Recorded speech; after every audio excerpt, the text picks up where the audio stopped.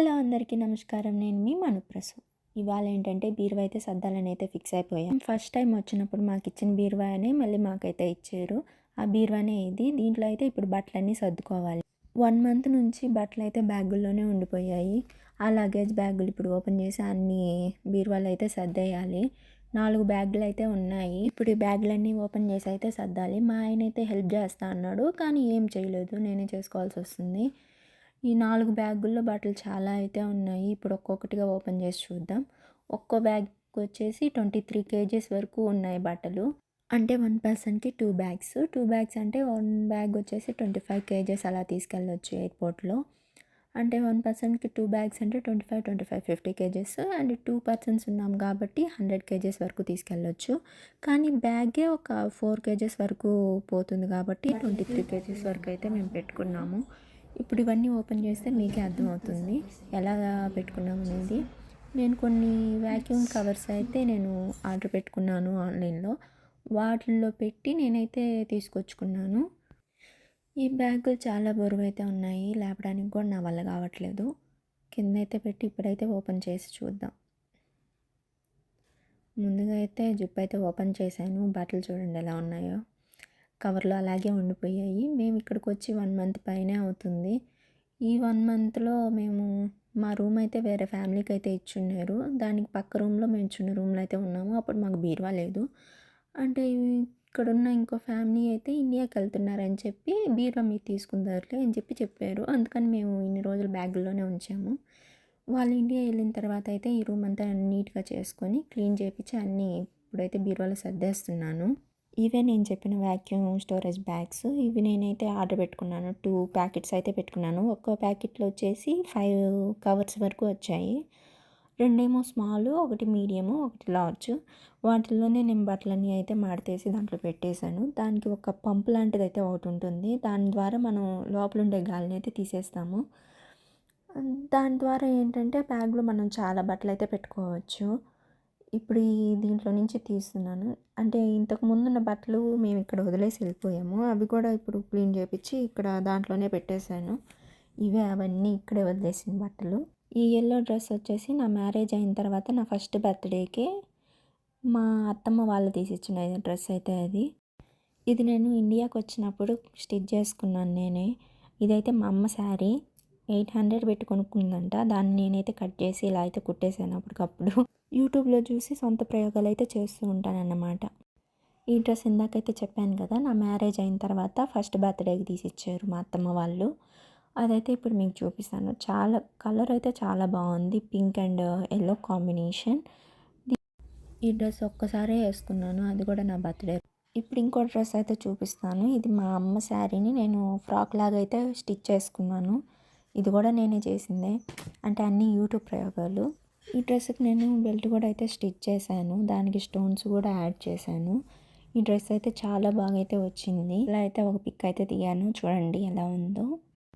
ఇవైతే నేను ఇండియా నుంచి తెచ్చుకున్న శారీస్ అయితే ఇవి బట్టలు వ్యాక్యూమ్ బ్యాగ్స్లో పెట్టడం వల్ల చూడండి ఎలా ఉన్నాయి, అట్టల్లాగా అయిపోయాయి. ఇవన్నీ అయితే నేను తెచ్చుకున్న బట్టలు. ఇవన్నీ బెడ్ అంతా సరిపోయాయి. ఇప్పుడు ఇవన్నీ అయితే బీరువాలో అయితే సర్దేయాలి. ఇప్పుడు ఈ వ్యాక్యూమ్ బ్యాగ్ అయితే ఓపెన్ చేద్దాము. ఈ గాలి అయితే ఎలా పోతుందో చూడండి. ఇప్పుడు దాకా అట్లా ఉన్నవన్నీ ఎలా నార్మల్ అయిపోయాయో. ఇప్పుడు ఇవన్నీ తీసి బీరువాలో అయితే సర్దేసుకుందాము.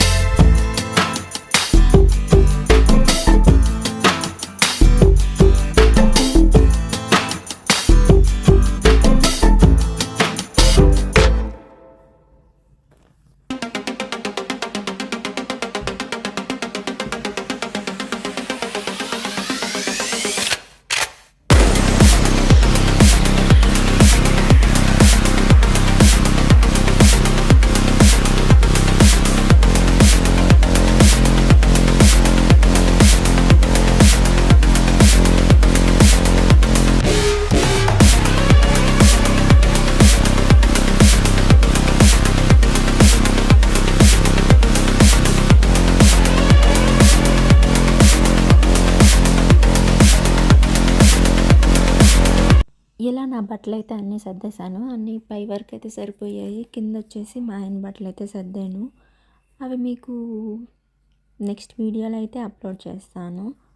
ఇలాంటి మరిన్ని వీడియోల కోసం నా ఛానల్ని అయితే సబ్స్క్రైబ్ చేసుకోండి. Thank you for watching. Like and share, subscribe.